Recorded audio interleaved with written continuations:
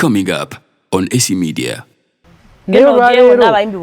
Abayimbi abamu nga bali mu federation yawo ng'osobola okumubuuza have you registered the copyright of your music n'akugamba yes n'omubuuza wa n'akulaga streaming platform n'omuza streaming platform eno efuga Uganda nti nedda kakitegeeza you have to go and register your works. These people have to see the numbers, they have to see the data. Ojja kubalaba nga bazze bakiddukira naye kati nga mubalagabula zaatunulayo ati naga bano si bangi ojja maliriza ng'obudde bwe yandibawadde abuwadde ab'akatale ekibuye kuba bakuŋŋaanye bangi obudde bwe yandikuwadde nga abuwadde ababooda kuba bakuŋŋaanye bangi amanyi awo basanga anti obuzibu buliwa abamu bagaanyi bagamba mu abamanyi mugoba byammwe nayo yakugamba ogoba bibyo tomukaayanya wabula mulage dangers eziri mu kuba tataligestaringa nga copyright wa waakawe mulage nti weeri mugaye kale We inspire. Mr. Kasirye omukugu mu nsonga zino eza heart nakyo ekirala asimukugu nange nkyali student naye nzikiriza okugabana ku ebyo byembanjize n'abalala kati ekyobukugu time ejja tuuka nga bakkiriza cepe baziipe naye kati nze omukubo asoose okuwa yange anyway lero Mr. Kasirye atogere ku kye tuyita copyright law bange tonaawo bakale mabega kaawo bantu bangi bogedde copyright abasinga n'okwogera nga tebabitegeera bulungi bwe muyisimayi federation abamu bagiyita federation buli omu alina engeri gy'agiyita egamba tuli mu kulwanirira bayimbi tuli mu kulwanirira abakozi abali mu art bonna babeere nga bafuna copyright omukulembeze wamuwulira principal naye yayogera kaawo emabega kaawo n'agamba tuyite mugundi tukole bwe kiti bantu myaka giyiseewo fenna buli muntu ng'ayogera ku kintu copyright abamu ne batandika n'obavuma nga bishe musaba tebabitegeera so olwaleero nga tuli wano ku AC Media Uganda njagala tubeeko engeri tukyogeramu abamu bakitegere bulungi oba oli awo n'omuntu alowooza nti copyright tagyetaaga akitegere nti agyetaaga naddala ng'ali mu art naddala ng'ali mu art so tugende butereevu copyright kyeki oba copyright law kyeki bintu tulina bidya mu luzungu lundi abantu okwongera obitegeera copyright kiri simple copyright copyright yekakasa ye certificate yekakasa obwannannyini ku mulimu omuyiiya ku kintu oba music oba kalango gwe wakawandiise oba kivvulu gwe yayiiza concept yaakyo okuki owuninga obulungi olina okuregistaringa copyright yaakyo era nga oba oyagala oregistaringa copyright y'ekintu kyonna mu Uganda ogenda ku URSB n'ogenda ku intellectual properties desk owandiisiza copyright y'ekintu kyonna nga bw'olaba lwaki nze gyeyaka intellectual properties nga bw'olaba property endala a land is a property ekikakasa nti ogwe oyina obwannannyini ku ttaka eryo ku property eyo eba land title kyoyinza okuyita ekyapa emmotoka a car is a property ekikakasa obwannannyini ku property eyo ye kaadi nti nina kaadi yayo eri mannya gange okitegeera art oba creative piece yonna eba property naye registeringibwa under intellectual property kati ekikakasa nti oyina obwannannyini obwenkomeredde ku property eyo kye bayita copyright ye certificate ogenda no registeringa copyright yakyo ne bakuwa certificate ne muwandiise ne bakiteekayo okitegeera ne bakisane ku mikutu egy'enjawulo nti kino kikonfaminga nti oluyimba lwe bayita mawoko na mawoko lwa Dr. Jose Chameleon yalina copyright yaalwo kati yenna azze ng'alina kyayagala okukozesa oluyimba olwo oba ayagala dukola mu remix oba ayagala duteeka mu firimu oba ayagala kukola ki bw'agenda ali bamulaga nti lwa Jose Chameleon kati ye n'anoonya Jose Chameleon oba abo abalwaninga brand Jose Chameleon okitegeera ati copyright kiri as simple as that kyekiraga obwannannyini obwenkomeredde ku kiyiiye kyonna anti abamu ne bakayanira copyright law nti twagala tukiyise kati wadde ekiri ekyobwannannyini nti olimba tumaze okulaba nti lwa Chameleon tumaze okulaba nti firimu eyo ya producer bwati naye abamu bagamba nti tebannafuna copyright law kiva ku kyokuba nga boogera bwe batyo batamiivu kubanga copyright law weeri agamba nti baagala ottereezaamu muwulira naye agamba teriiwo simuwulira abamutamiivu kubanga nkugaye ku URSB waliwo intellectual properties desk ewandiisa ebintu ebyo kitegeeza bakuwa copyright yaki copyright yakyo okitegeera kaakati bwe libanga bweriri nakati wano wetuli osobola okgenda n'omanya nti show yange bagiyita mindset change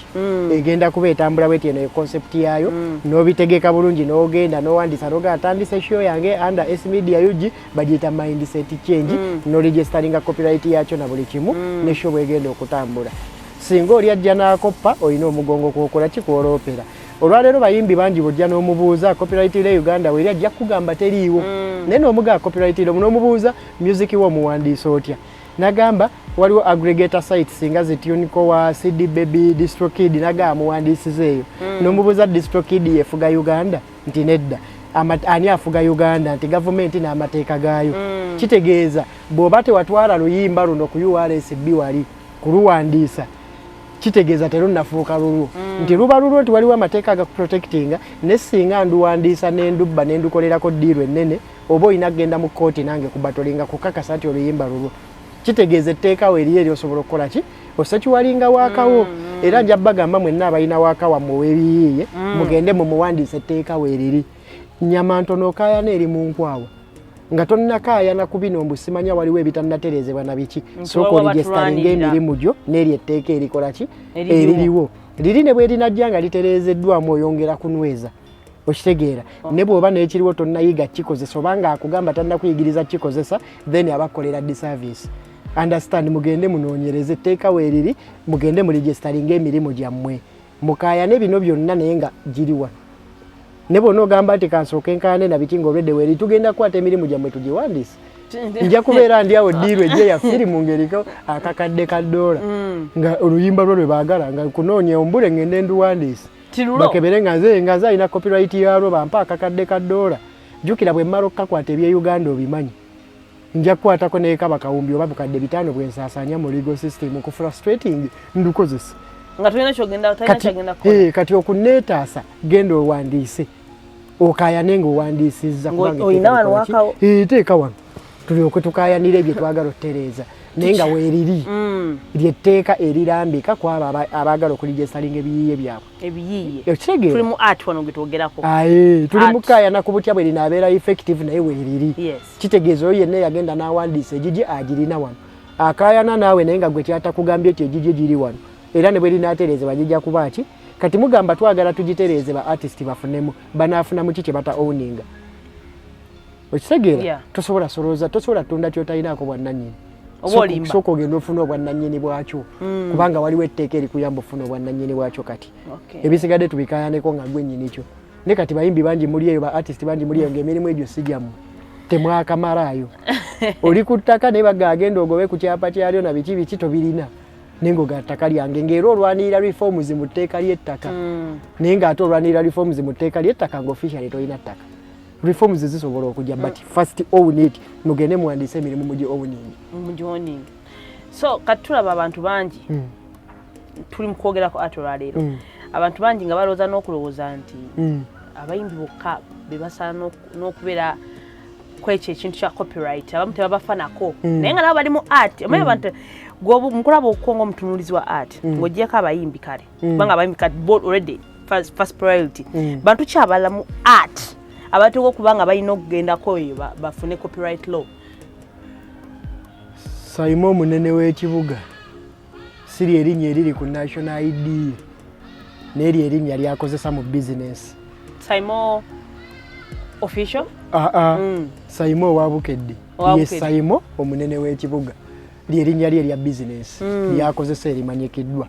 singa akeera ku makya n'afuna empapula ezoogera ku linnya n'afuna copyright yaalyo n'aliwandiisa official nti nze Simon omunene w'ekibuga bw'afuna ddiiru nti ye mutyeni alina ssente zeeyagala omuwa teyeetaaga kugyayo national ID ekozesa mannya ge ga bulijjo asobola okukozesa erinnya Simon omunene w'ekibuga kubanga liri registered lyakkirizibwa okutransactinga business bw'oba tewaliwandiisa kitegeeza kampani okwesiga olina okuleeta passport yo ne bakozesa agali ku national ID ne wano bw'ogenda n'oliwandiisa ti yeze Simon omunene w'ekibuga oba liba lifunye independence eyaalyo kubanga bw'owandiisa ekintu kyonna oba kuwandiisa kampani oba ki oba ogiwadde kye bayita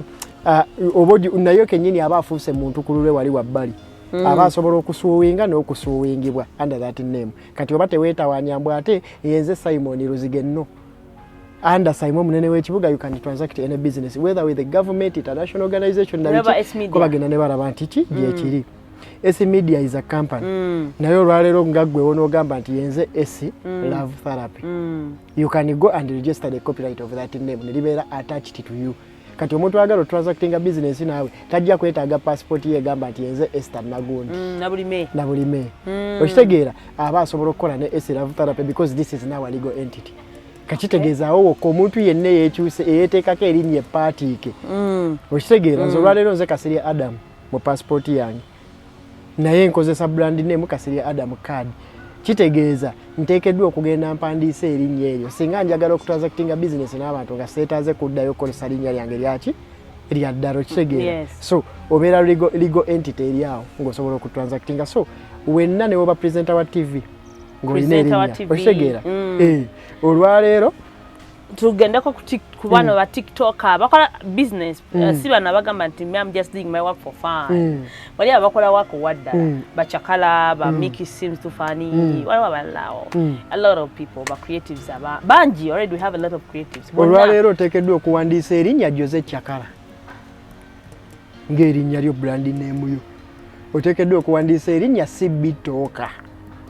as your brand name neriba registered kitegeeza oba oyagala transacting a business toddayo ku bya Joseph Senkaba nedda you are Jose Chakala as a business brand so bonaba you get the copyright for that name you own it illegally okitegeera nti olwaleero yeggwani yenze kangeza ani omulala ali waawo Mickey seems too funny that trademark has to be registered you have to get the copyright of Mickey seems too funny kitegeeza nti ne bw'oba osaba passport oba osaba visa n'obagamba yenze Mickey Seruzige aka Mickey seems too funny kati oli bw'ateekamu n'anoonya Mickey seems too funny alaba nga this is a legal trademark a trading era neeraga nti is a comedian is a content creator na biki kiba kirina kyekikola ki kyekigattako kitegeeza ne bw'oba mu interview you can address yourself as Mickey seems too funny simple kachitegeeza ne Mickey seems too funny yeetaaga copyright n'okumanya nti existinga era asobola okugenda nakati waba takikolanga n'akikola abantu basinga tebamanyi nti bali mu art okitegeera kiringa kuyiiya show yo ngeri unique ne bw'oba ogenda giteeka ku YouTube setting yayo ngeri yogera ogikolamu n'owandika concept yo ngeri nnungi obutamala gajja nti buli omu ajja kujja agikoppemu agikole ki you go and register the copyright of that concept n'ogiteekayo negere binenge egenda okutambula muna biki byonna so you have the rights so oli agenda okujja ogikoppa oba olina wotandikira yes oba olina wotandikira sina kuba na wotandikira oba oli bulungi nnyo oba oli muki ekiyinza okujjamu kimu nti singa ebyo bibaamu challenge ezo zibaamu nti oli asobola okuba nga w'amaanyi nnyo ku ggwe oyo abantu abakola copy and paste okola kyonna kyokola wano nga naye akikoze ddala at least akuweeyo ku ssente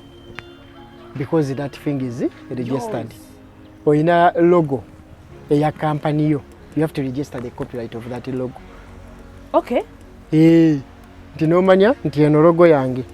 kubanga eno okitegeera teba yiyo paka ng'omaze okuregistaringa ownership yayo nti company yange bagiyita zinja tuvayo brand name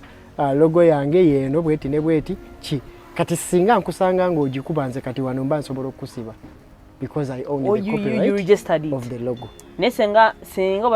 tewagiregisteringa nenjikuba tolina kyongamba bw'ogikuba ate nenjiregisteringa tusobola okwegoba ne singa onsookayo n'ogiregisteringa then nze aba alina okulwana nnyo okukakasa nti iyo kati eby'Uganda bw'oyambibwa ng'olinamu obukadde 2 ku akawunti nwana weeyagala bweyagaza osooka n'ofuna munnamateeka omulungi n'osooka oyiye engeri gy'osobola otuuka ku bantu abali wakati awo mugiye n'obaliiza n'oyiye ngenda okumaliriza nga lwayaba kasi lwaki creative yenna yeetaaga ayite emitendera egyo gyonna egya copyright jasooga kiki kyennyini kye tunnyonnyodde you need ownership you cannot sell what you don't own tosobola kutunda ky'otalinaako bwannannyini oluyimba nga tolinaako bwannannyini tosobola ddutunda era oli wajja nga alwagala mu firimu ye anoonya oyo alinako bwannannyini legally you have to own it era bwatuuka walinga omugamba gwaluyina ne bwatuuka eri mu mpapula nga toliimu oba nga ziraga mulala kimwanguyira oddiiringa n'omulala kuba manya he is dealing with the right person. Kati lwaki oweetaaga copyright n'okubanga owandiisa emirimu gyo people have to know who they are dealing with whether gwe mutuufu. Tuli mu nsi society eri civil. We are in a civilized society whereby tuyina amateeka agatufuga. So abantu badiringa nawe nga basinzira ku tteeka. Olwaleero nze nkumanyi gwe esi media lwansonga nti mazeeko ebbanga nga nkola nawe I know you own the brand by default. Naye omuntu waaba avudde bweru nga yandiyagadde alaba esi media etambula tatunulira face yo atunulira who owns esi media. Legally kubanga we are in a civilized society. So bwatuuka eri ng'agenda ku URSB ng'akebera ani alina intellectual property rights eza esi media ye gwadealinga naye. So if you want people to deal with you in business baba kolaki ekira company tedealinga na individual. Companies deal with the companies. So bw'oregistering a brand name yo nga business name so kitegeeza osobola okudealinga ne company. Company tekera ku makya n'ekuwa sente mu kisawo. Bawayalinga ku account ya company gye badealinze nabo. Yensonga lwaki oyo ataregisteringa bibye bwatuuka nga yeetaaga okukola business ate yeetaaga omuntu alina legal company gy'asobola okudealingira. Kitegeeza nze bwe mba ne company yange kangeze esi media UG neri registered gwe n'ofuna deal nga gwe Kasirye Adam nga toli registered oba ojja kwetaaga naddala ogenda dealinga ne corporate companies na biki oba ojja kwetaaga weewogoma kati nze wenzijira ne nkugamba jangu deal eyite under esi media. Lwaki omuntu wabeera registered as a company weba registered kyekiki kye nakugambye eba esobola okusuuwinga singa ogityankalanya naye esobola osuuwingibwa. Kati oli atunanaga where is my security singa Kasirye neefuulira mba nsobola omusuuwinga as a company gikyasobola okusuuwinga esi media Uganda. Okitegeera so gwe obanga toli registered oba olina kubanga oli muddu wa company wansi wa company emu nsobola okugamba nti nze okukkiriza tradingira under my name mpaako 50%. Bakuleetedde deal ya kawumbi togenda kutagala na biki mpako half kawumbi ngafuna obukadde mu bitaano bwa bwereere olwansonga ki tewateekera business yo. Ne bw'oba jjango ojja oregistering ebityo trademarks n'ozifuna n'odondawo na akasente n'ojjango obifudde legal that means you stand a chance okudealinga business okitegeera. Era naawe obaako n'abalala bajja okujja nga batagala maama nfunye deal yagenda Canada oba organization eye Canada yagala tukole program bweti ne bweti naye bansaba registered business name ya yasodealinga na gobagaje janguwa come here gwe bagambe operating under Kasirye Adam card media. For example boy batonolira Kasirye Adam card media nga banoonya nze boss nze gwe nibwe alina okwogera naye account tebateeka ku eri personal bateeka ku ya company. Kati Kasirye Adam card media ng'erina na account bagenda ogikebera ng'erina transactions zebadde ng'ekola kitegeeza they are legit. Nga kasente ko bakateeka okwange nga nkugabirako gwe nnyini mulimu simply because tewalema okulegalizinga business yo. So that is why a creative needs copyright. Lwaki abamu ba creatives bakatuddeyo bo bayimbi lwaki am backdown agamba waliwo ababalwanyisa tebagala kino kiyite oba kintu kibalwanira mu parliament tebagala okufuna naye nga bagamba waliwo abakirwanyisa abakikuba batagala kiyitemu eki copyright law mutenayitamu weeri nze kugambye weeri so tewali bagirwanyisa kye balina okulwanako engeri gyeteekebwa mu nkola naye ate ekintu kyonna okukiwa priority kukiteekebwa mu nkola it needs data. Bali bamanye ekikyo kyemulwanira tukisse mu nkola data wakyaliwa data akulietingibwa abo abagenze ne baregisteringa emirimu balina okukola sensitization omuyimbi asembayo ebusoga eri wansi akimanye nti okane register y'owaka so bapushing drive y'abantu okuregisteringa emirimu gyabo. So when you are arguing for something you have the body of work. Abantu abali mu systems bano government zaffe za maaro zaagala nnyo ewali abantu abangi newali ebintu ebingi ebintu ebitambula watambula ebintu. So you have to create that data bakirayi ti abayimbi bangi ba creatives bangi era intellectual properties rights zaabo bazirina baabano in this number they have registered their works. So you are representing a body of works. Kweri etteeka eririwo already kubanga weeriri kati bw'omala obbalaga bano n'amaalo gaba ag'okuba nti bo badduuka wali numbers g'amazima gaba batukulembera b'amaalo. They are going after numbers, so give them the numbers. Naye olwaleero eriyo abayimbi abamu nga bali mu federation yawo ng'osobola okumubuuza have you registered the copyright of your music n'akugamba yes n'omubuuza wa n'akulaga streaming platform n'omuza streaming platform eno yefuga Uganda nti nedda kakitegeeza you have to go and register your works. These people have to see the numbers, they have to see the data. Ojja kubalaba nga bazze bakiddukira naye kati nga mubalaga bulaza atunulayo ati naga bano si bangi ojja mmaliriza ng'obudde bwe yandibawadde abuwadde ab'akatale ekibuye kuba bakuŋŋaanye bangi obudde bwe yandikuwadde nga buwadde ababooda kuba bakuŋŋaanye bangi amanyi awo basanga anti obuzibu buliwa abamu bagaanyi bagambamu abamanyi mugoba byammwe n'oyo akugamba ogoba bibyo tomukaayanya wabula mulage dangers eziri mu kuba nti taliregisteringa nga copyright wawaakawe mulage nti weeri mugaye kale ne woba tozze mu federation ne woba tozze mu wuma ne woba tozze wano but you need to protect your works kubanga singa onookera mu maaso eyo n'ofuna ddiiru ey'amaanyi togenda kufunamu singa emirimu gino togiraga nti ki gigyo tolaga wa seriousness n'okola bukozi abantu bakola bukozi omuwene kw'ekizampo z'abo abafunye obuzibu nti afunye eddiiru naye ng'emirimu gye si miki for example muleete omusajja nga Epas ababuulire Epas ennyimba ze za featuringa mu Queen of Katu kitegeeza he has to had shown the legal notifications zonna eziraga nti emirimu gigye yakikola atya yaregisteringa atya emirimu gye okitegeera nga tonnatuuka n'abaagregator simanya ba UPRS simanya bani simanya zino digital platforms ze mwewanisa you have to own your work legally kati abantu muba mobilizing kwekyo temwetaaga na government ku mobilizing ekyo because the teeka gyeriri abasooke batukole ki baregisteringe waaka waabwe kati we munaatuukira mu bana abakulembeze baffe abaamaala abagoba numbers ogenda balaga list ey'abantu abali mu database eyo nga bangi akoneko stamp kyova olaba na wano we bajja nga babeeyogerezaamu they are excited kubanga they know you communicate to the masses ajja ne yeekubisiza ekifaanani we muli nga bye mwagala tabitegeera bakulembeze bangi nga tebategeera na copyright kyeki mwe be muli nabo be muddukirako nga naye yakimanyi kimu abayimbi we bakuŋŋaanira ensi etunulawo bali mu kwekubya nammwe ebifaanani ku nsi kulaba bo tebali ku byammwe tebajja bifaako up to the time when you have proved that the data is there kintu tujja kyogera abamu kuffe kyekitugaana n'okwogera ku byobufuzi kubanga amaalo mangi mu byobufuzi oli ajja na exciting gwe bawuliriza ajja n'akola ki ate abamu tukimanyi nti munnabyabufuzi ye agenda kukozesa kutunda kifaananyi kyeri bantu bodiringa nabo kuba tosobola kuŋŋa nti bannabyabufuzi abo nga bamanyi bulungi kyekyetaagisa nti baali babeetaaga okuŋŋaana nedda kiba tekyetaagisa mwekuŋŋaana amazima bagamanyi tubateekamu ssente zaffe tutwala obudde bwaffe ne tubalonda we are paying those people to make sure that our welfare is good kati tusobola kuŋŋaana tubafukaamirire ku kintu kye bateekeddwa okukola eyo parliament mwe bali omwo mwe beerijjira misaala gyaffe it is our money we are contributing the money tetulina ate kuba nnyo mavi kuba otukolera bwe tutuukira okuba amavi kitegeeza bali mutukozebalonda okitegeera bali mutumanyira bumanyiziraga industry yaffe nti naffe but this is what they are supposed to do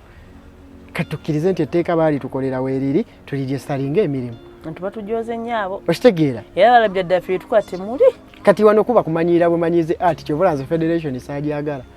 engeri gye bafomulatingibwamu olina abalaga nti abakuŋŋaanyiza mu kannasale bedi ali abalinze bakungula nedda industries mmeka ze bakuŋŋaanyiza mu nasale bedi weziti kati nate nawuliddeko sikikakasa nakikakasa mbu bw'oyingira abamu beetaaga ne pass out okufulumawo wani okitegeera that is kamanyiro the IST order industry bali mu kugimanyira bali mu kugiraga nti bagifutyanka bati simply because naffe ffennyina abali mu industry tubalazentitukkiriza twagala nnyo ng'ate abamu bagenda ku personal gains nti bawulidde waliwo akasente akagirako olaba nammwe kennyini mulimu abamu nga babeekweseemu nga si kye baagala tebali serious ku copyright bawulira buwulizi nti waliwo akasente what about bali be mugendamu kitegeeza ne be mugendamu balina kye baagala what do they want your numbers and your attention but they are not after helping you singa bali after kubayamba okwaddala bandibadde baabawabula ddala ku baani abateekeddwa okuba representinga nga mugenda okutwalayo ebintu ebyo Bruno K teyeetagisa kuyingira parliament okurepresenting ebintu ebyo. Tokubye nnyo Bruno K. Case in point oba abayimbi abalala bonna, it is not who you. Weetaaga abantu abasobola okunegotiatinga policies.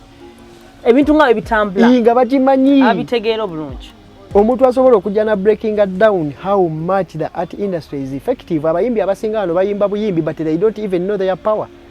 Tebamanyi n'amaanyi gaabo gatuuka wa they don't know how much they are influential. Kyobola babakozesa ebintu mu ngeri ey'ekyangu. So you need people, weetaaga ba lobbyists, ba negotiators abatuufu. Kubanga baba bamanyiwaawo okkoona. Buli industry eriko abagezi baayo. Ebyo ebintu bya policies biriko abagezi baabyo. Tukirize tugaane. Ffe tugaanye okwesomesa okubimanya how they work.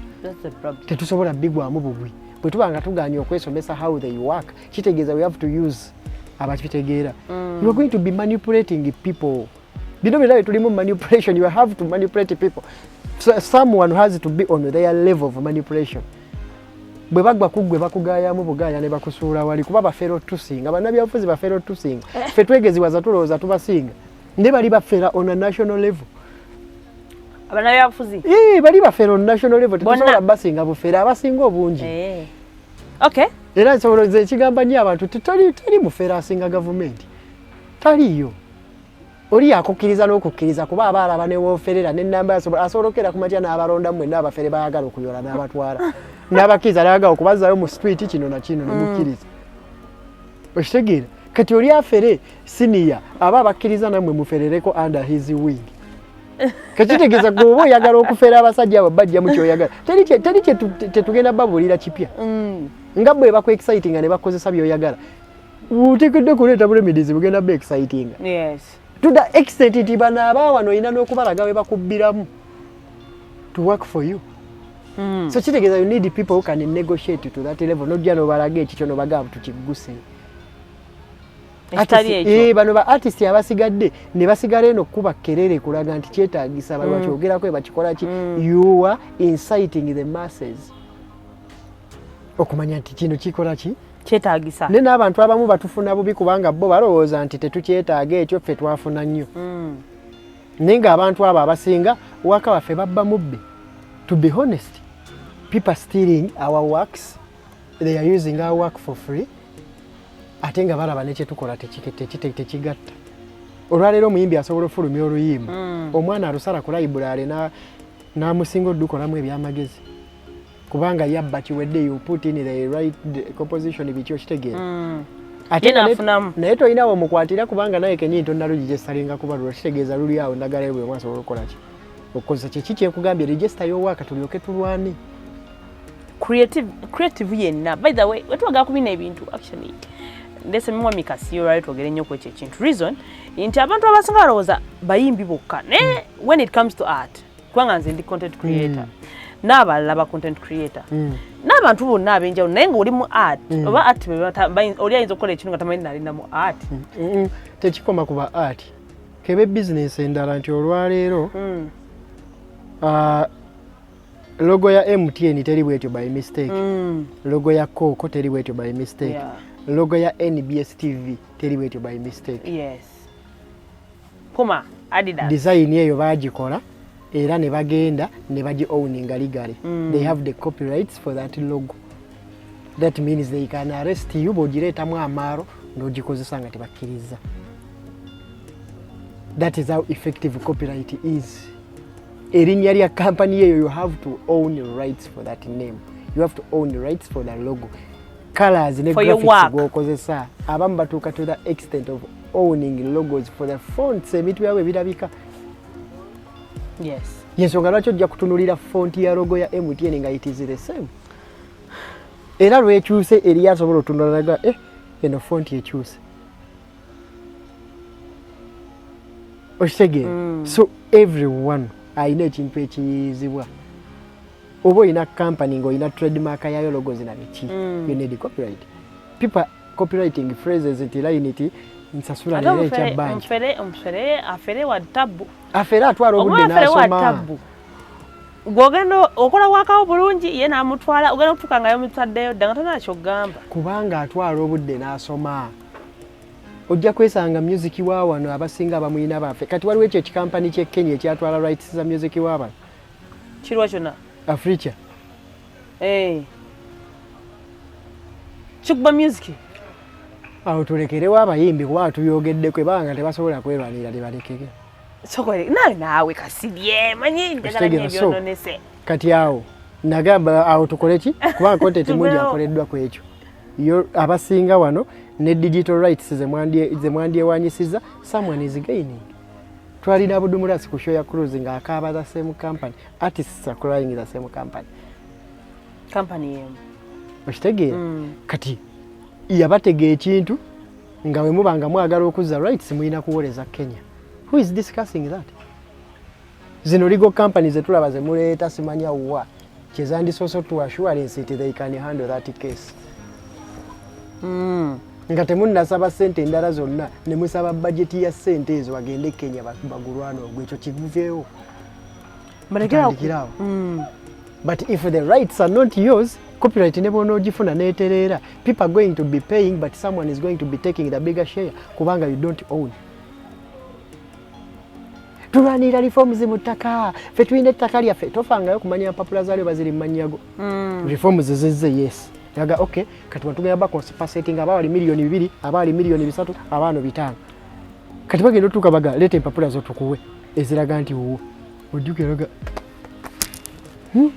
ziriwa mukavuyawo bagenda kubbirawo waliwo n'okwebuuza ziriwa oba oliawo ng'eri akuva mu mugongo agira bw'ati eza wano wange kate ng'okyuka otandika omukwata amataayi oli abagamba ono alina empapula gwe tolina kale mugende mu kkooti oli ateekamu kaseete kagamba kati kennina empapula ng'ate reforms ziyise essaawa yakulya ono ŋŋenda kufa naye newe mba neetaaga looni okumuwoza ng'agifuna. So you are fighting for reforms, but you have the documentation for the work that it is yours. The work you're doing. Oba ebana amarobuka kale copyright tugiterezeza tugenda enforcinga abayimbi muri watu basasule buli omu aleeta empapula eziraga nti ati wuwe ng'ogira oti ogenda okutuukayo nga si wuwo nga ya muyina nga waakawo wa Kasirye Adam Card Media nga kawumbi kali ku mmeeza Kasirye akalabako ng'agambaawo olwo yakyasinga okuba wakabi mu Uganda mare mabirizi jangu akawumbi ako okalaba oyinaako 2 naye nkuwaayo 5 cash bobola atusobola okukalwana nti nga nzija wano mu system ani gwe nsobola okunyangalaza simanya na prosecutor akimanya simanya biki ng'ogyonyiganyigawo fayiro ng'etambula okakana engeri gye kiri ti si zange sinze yateekamu ne wenfunako ebya 5 n'ebisasanya enda n'ebisasanya kubanga ndi mukubba si byange n'ebyo 5 biba bifunye Scott free omulanga goyinza okuba own your works ne weevuma waka kyalira ku bino bashabira bange ebyokusaagasaaga naye ffe twabagamba emiranga gijja kuba wano tubeera wano mindset change kukyusa ndowooza zammwe nze emiranga gijja kuba wano nga mubirwanidde babibawadde syu kiva okuga federation yatandikira on a wrong note. You have to sensitize these artists first. They have to know what they are fighting for. If they don't know it is balabanga ebyokusaaga buli majja kwogera bibye agamba kasitafu nez'ekivulu. That's the end of it all. Nga tonnalaba kakadde kadoola nga bakatadde wali nti akakadde kana akadoola mave kaleese eyagala kozesa luyimba lwa gundi mu firimu. Eri ababa babitegeerako nga bijja nga ye copyright yagiregistaringa oli aleeta empapula ga mavo oluyimba olwo lwange mave ekwata akakadde kadoola ekamuwe muze Uganda ziba biliyoni 3 nga kitundu. Kati ogenda kulwana n'omuntu alina biliyoni 3 kitundu ng'azirabyeko azirina wali kubanga empapula aziwaddeyo ne bamuwa. Gwe tolinawo? Ne wakwamba ati kati kana akawumbi kamu kitundu kagenda mu bbato. Sikwe kuloga kowulira. Ate teeka baliroga. Ero ojja kuloga n'empapula zirazo. Amuloga n'atali akuwadde ekikomo. Kale. Oli watuukira okufera to that level kitegeeza bw'aba yakimanya nti n'okuloga remedy naye asobola. Aba eroga dda. Oyinza ogenda omuloga nga n'obuloga abukusinga. Akusinza amagezi, akusinza obufere, akusinza akasente akafunye n'obuloga abukusinga. N'abalogo. Kyo kye bayita okusobera ewaka ne mu kibira. tugenda ko muka short break banaye tubera ku Satellite Hotel Kisasi Chanja Road guys bayina hotel rooms ennungi bayina ebyokulya ebyomulembe bayina ebintu bingi bayina parking yard ngazi bayina olabiro omupiira mu abalabi bomupiira ate era bayina Satellite Health Club wayagala ogenda okunyiganyigako massage ebintu ng'ebyo yaga massage yagagenda ko musauna yagagenda ko mu gym jangwana ku Satellite Hotel ate kasente akatono ddala so jangwana ku Satellite Hotel ebintu benga ate weyagala tukyalina Mr. Kasirye Adam ate era nga mutwala tujumye tujoze no brand bangambye eri Bungereza wangambye ko eri Bungereza brand eyo emanyiro mayisaga nnyo bitu yakumanyira na kunjoga sebo brand yali nnyonyi nga sinali nnyonyi brand yatuse mulanda lyakafane bakempereza received ne sanyuka client ne musanyukira ne brand ate nenjinyigira osoko tyo kuli nnyonyi alenga gutunda bakuli nzi sinali nnyonyi sinafuluma Uganda njagala gifulumako mu November sebo mukuru ali eyo yerijja nayenga brand eno gye mulanyambala brand eno yange ma t-shirt sigafuluma jumpers zifuluma nange njagala kitukeko ekiseera ng'omwana bamusanga n'olugoye mu London nga sina muna Uganda ne bamubuuza nayo brand yawe aga ye Uganda eyo nga ffe tubasanga nakyali wange nasanze nga yambadde brand nga sigimanyi mugana ate eno yawa nangamba yaba Italy mugana naye nandiyagadde ekintu ekyo one time omwana ali awo ba mu Brazil akubye branding eyo ne bwetaabe yange eno yokka nti ezo kakuba nyingi zetugenda okwispire nga zitandike kabuza ne brand yewaabo nga ha brand ye Uganda ya tabu kati so tubikole quality tugikole twewagire ate ebintu ebirungi omukyalo ono yalina sister we ng'agenda agamba brand bagisindike nawe osobola obbeera eyo olina omuntu wajja gwe nkubirako bukubizi nze mali nenjikuweereza nekutuukako tusindike ebyaffe tubeera ne Kasirye nga mutunuulizi wa nsonga za art Mr. Kasirye waliwo ekibadde kitambula ennyo ku social media kyetuyinza okuyita abamu mu luzungu wano twagala nitulongo wenjogera bwotyo eddenga egyotera okuŋŋamba ati abantu tubagondeze naye nze olumu basimayo bwe babikyusa mu Luganda naye kati gwe ng'egyobaawo olw'abeemakindye oluzungu lulina kuba lutini nze mba nkikola ku lw'abeemakindye buli woleeta oluzungu olungi fe abeemakindye tubula twagala twogere ku cyber harassment esusse ku social media I myself I use social media bwe wenyini obeerako actually abantu tubeerako tukola naye ate tubeerako almost obwankugamba 12 hours bikaseera obeerako n'olaba ebigenda mu maaso tulaba abantu bangi of recent bingi ebyabaddewo naye nga tunabagenda mu maaso awo Mr. Kasirye cyber harassment eno kyeki nkizizza ntya mu Luganda kinnyonnyole ku lw'abeemakindye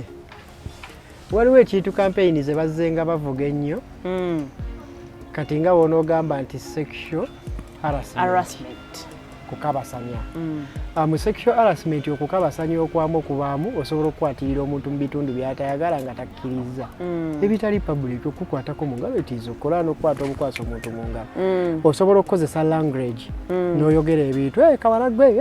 kano kalabika kaliwe kati mbuliri you are harassing someone ng'akuyitako buyise oti n'otandika agagambo abakyala abasoga siba bitingo maze omulaba nti musoga n'oyogera agagambo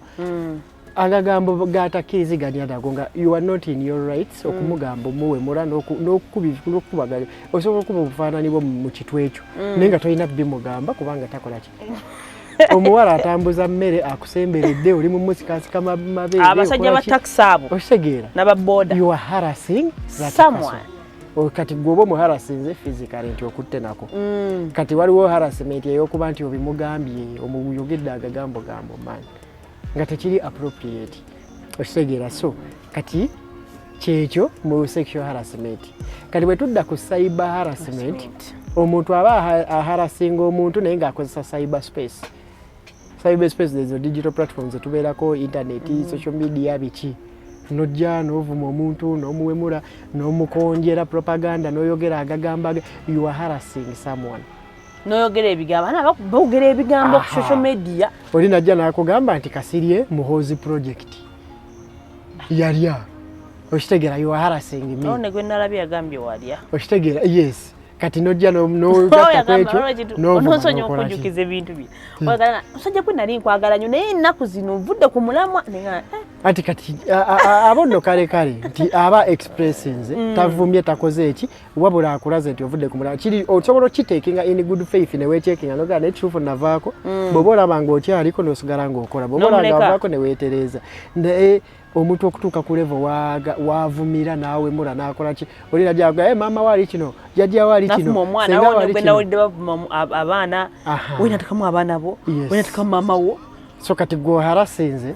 emotional attack nzenze no chisawo ne kumwana osanga kunze nandi kigumikiriza kubange yewezo omumba gwe bazikuba najja mulayi mulayi teri yampita teri akeera nankubira nti kola content lwampaka mwekolera so repercussions zizo naso olozigumira but tekitegeeza tekiscoring for that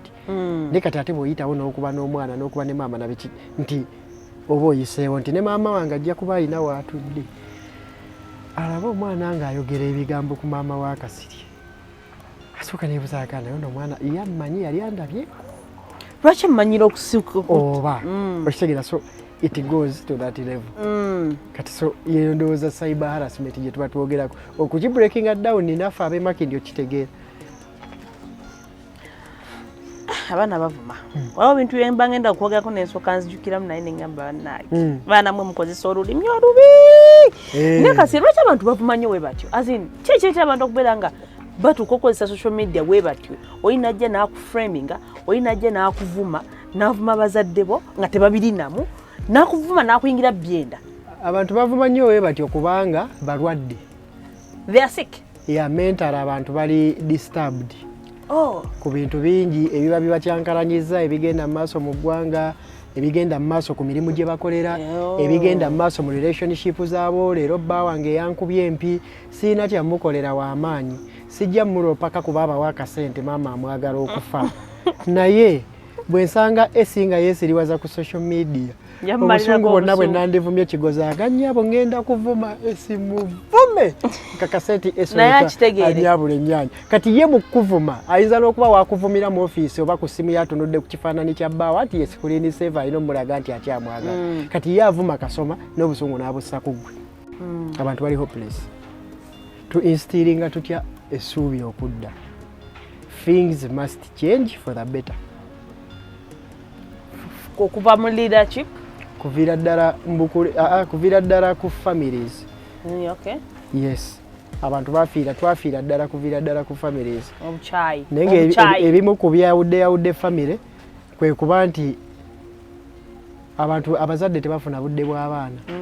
okitegeera obeerawo nga maama muyiribi taata muyiribi saawa ze bayiriba teziriiko kkomo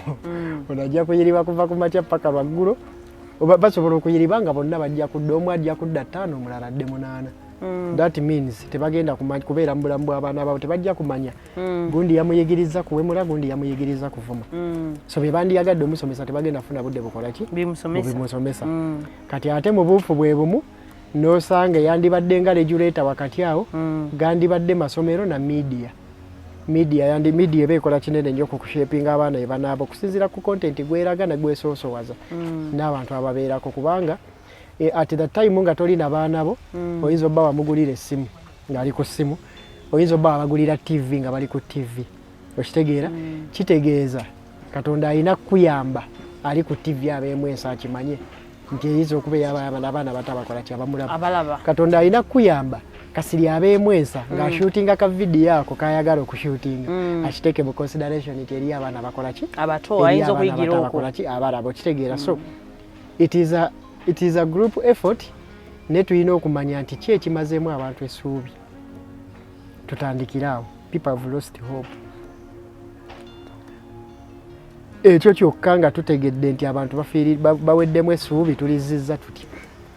awe tutandikira gwe omukulembeze are you ready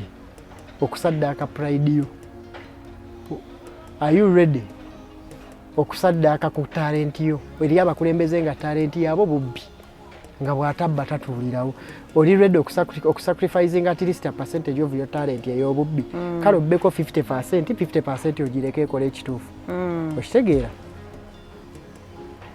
oyina office oyina okugaba emirimu 100 naye nga gwomanyi oyina gigabira beewammwe bokka are you ready okusaddaaka 50% kale giwa abeewammwe kubanga tuli mu kutereeza tesobola kutereeza lumu 50% owe regions endala abantu abalala nabo basembere kumpi n'omugaati at least ogwo omugaati bwagukwata aguzzeeyo oko n'ewaabwe abeewaabwe nabo bafune kusuubi bagambe okay nakino kisobola okukola kisobola okukola kitegeera private sector tugitereeze tugiwe wessiza private sector abantu bangi bagamba gavumenti tetonzeewo mirimu gavumenti eteekeddwa tesobola tondawo mirimu gimala naate gavumenti esobola okuteekawo embeera ennungi private sector mwekolera private sector bwebanga ekola bulungi bintu bingi ebiba bisobola okutambula nti Kasirye agenda atandika omulimu naye gavumenti ategenda mufiirako mujjako misolo ginaamusuula tegenda mufiirako muteekako production costs na biki binaamukola ki egenda muterawo policies ezinaamuyamba okuba ti bizinesi eno esobola okukola ki okukula kati bano abaana 1,000 abatasobodde kuyingira gavumenti basobola oyingira kampani ya Kasirye okitegeera kitegeeza singa okuliyetinga luumu ng'esobola okuyamba bakasirye 1,000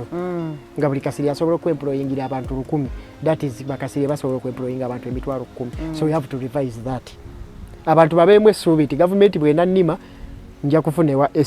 esi bw'anannima nja genda ewa Kasirye Kasirye bw'anannima nja genda ewaani ewa gundi kitegeera ate bwe nnaamala okuba nga nkola nja kubeera sure nti singa ndwaza omwana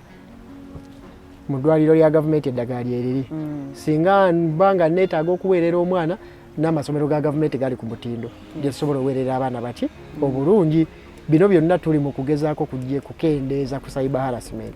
eri abajja okusigala nga bo kibanyumira ne mawanga ge twegomba gye bali bati kino kiyambako eri abamu nga teyandivumye teyandiwemudde but they have lost hope abamu tebalina na kyakulya abamu be basasula okuvuma abafune ekyokulya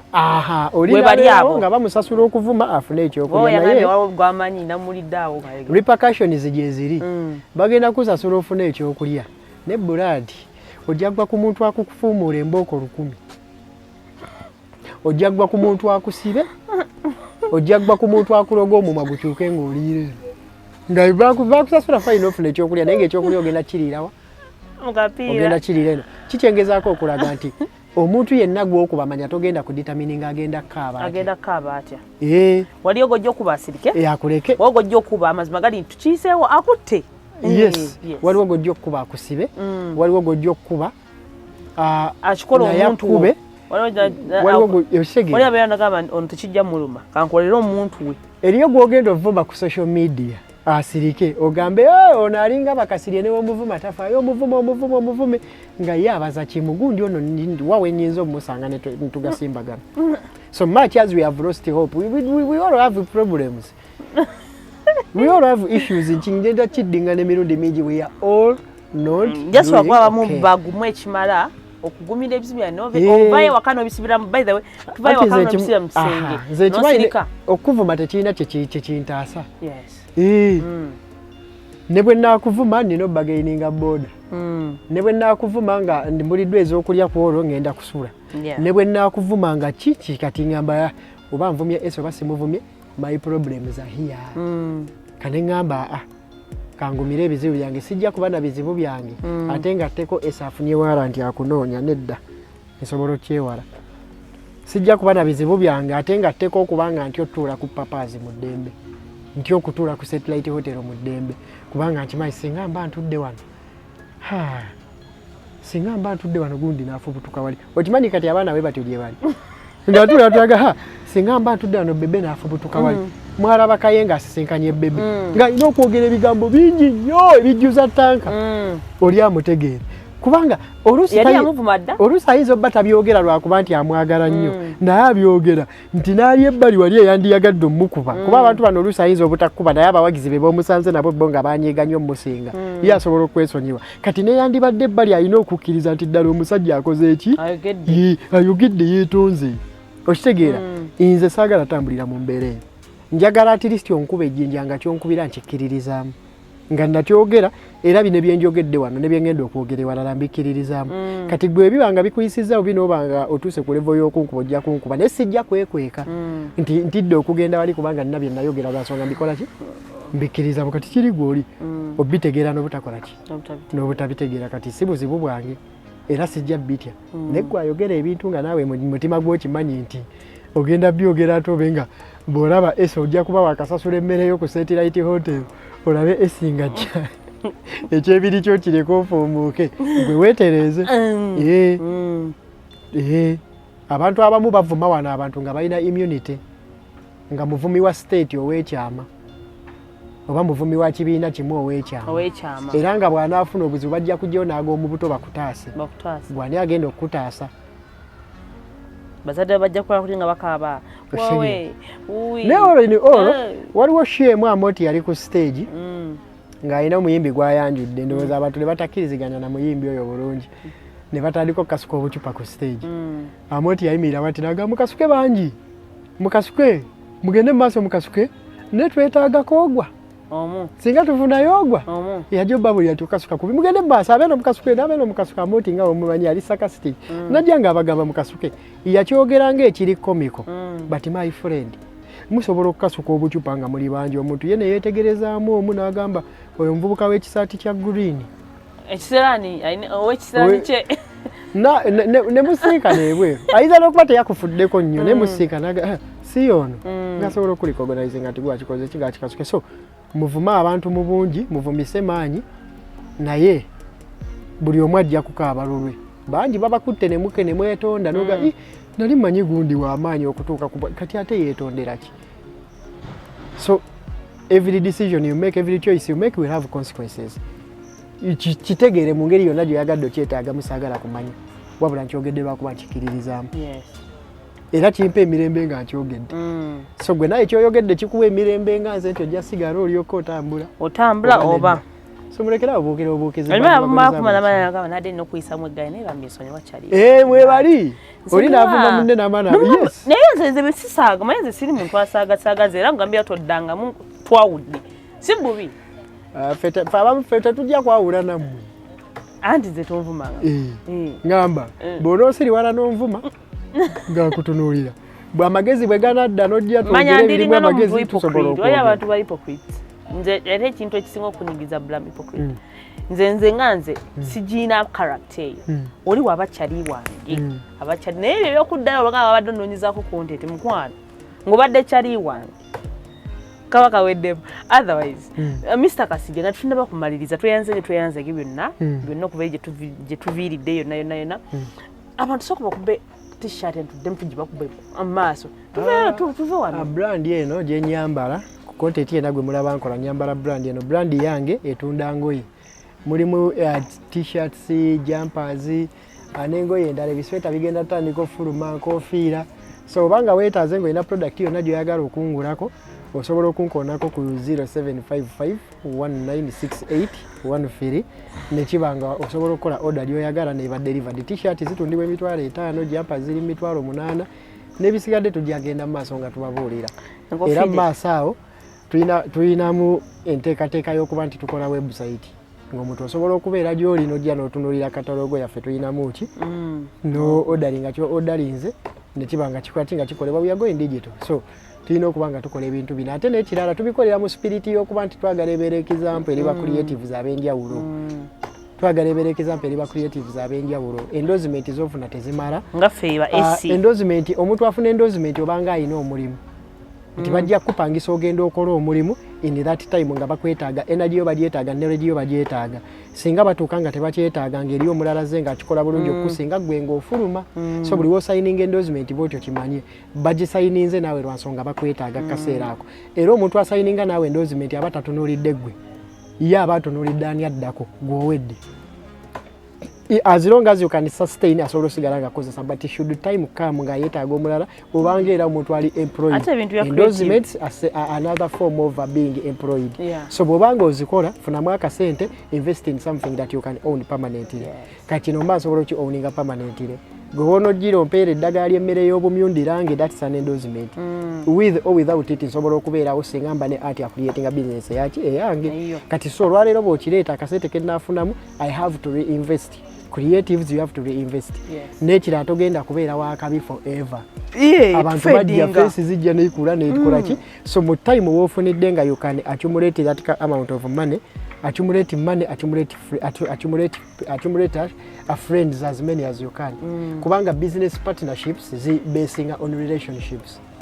nti enkolagana yange gye nnina naawe kwe tujja osinziira okukola business. Bwe mbanga sina nkolagana naawe tetujja kola business. So as you accumulate that money also build the relationships n'abantu ab'enjawulo abakola ki abagattako. Bw'onootuuka ekiseera ng'oyagala okujja okukola naye business partnership abasobola ogyempressinga kubanga you have a relationship. Okitegeera so ba creatives ffenna tulina okwetereeza n'okumanya we watuufu we tusobola okuzimbira ebintu ebiri sustainable ebya future. Yes, ba creative tubeera ne Mr. Kasirye. Yeah. Bino tuba tujja byogerako, bina byogeddeko. Guys, kansubira leero ina choice mu program. Twogedde ku bintu bingi copyright, yes, twogedde ne ku birala. So please, bako kyofuna, you know, because abamu mulowooza nti abamulowooza nga muli emyaka 2 omugenda okubeera n'emyaka 3, emyaka 4, si we kiri. Waliwo ebintu byogenda okutuuka nga tokyabikola. Ate ng'oswala ku byewakola ku myaka 2. So wetereeze gwe naali ojja kuswala nze nkubuulira ogenda osaba omulimu wali abantu nga boogezi balungi naye bagezi balungi mu kuvuma. So nga yali badde PR owa company emu naye nga yali muwadde omulimu naye yavuma abantu n'abasesebbula. Guys, nina omuntu gwe mmanyi nga bambi yava ne ku kyalina okukola reason being bamuvuma baako. Bantu mwamuvuma olinaga ye ng'ekyamuleeta nja bakuyita kuwa level. Mugenda kuwa level. Omuwa level gwe yamuleeta. Omuwa level gwa bale guys. Tena mukozese waliwo ebintu birala byosobola okukozesa datawo no ate temuntu efasa nnyo. Ajo Florence alina statement gye yakoze ku BBS n'agamba byonna bye mwogera tubyogere nga bye bituufu ne tetukaka abantu bitegeera. So byogere gwe bibalekera abitegedde atabitegedde kaseera akatufu ali bitegeere bona obutabitegeerera ddala forever. So okutegeera nako si kwa buli omu. So gwokyogera azilonga azokikiriza nti ekituufu n'okimulekera. Tetugenda bakakasa nnyo temutufiirako naye kyetubagaa kyekituufu. Naye nga Joy Star Fashion Store wano asangibwa ku Ham Shopping Mall Nakivubo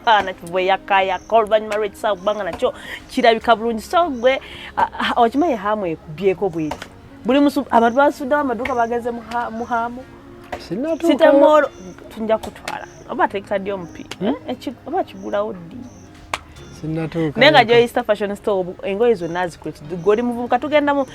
twayingidde festive season oba tugenda mu festive season tennalabika nnyo oluli eri yatandikanga mu October naye kati ekyabulamu naye genda ogula obugoye bwo bwa Christmas abamu bagenda kutambula abamu bagenda ku holiday bagenda ku kyali ab'e Masaka tumbamanyi mugenda kudde so gende wa Joy Star engoye zonna azikuletedde genda onyume genda ojoge U73 U74 U75 enamba eri awo mukubireko asobola n'okukola ka delivery wonna wooli. So oli muvubuka oyagala kujoga kunyuma kulabika bulungi Joy Star Fashion Store ono nno buli kimu akimala. Naye nga mbadde Esi wano ku Atalk with Esi. We meet next time. I love you so much. Mwebale kumpagira wonna wooli. Tujja. Thank you so much. Katonda abankumire.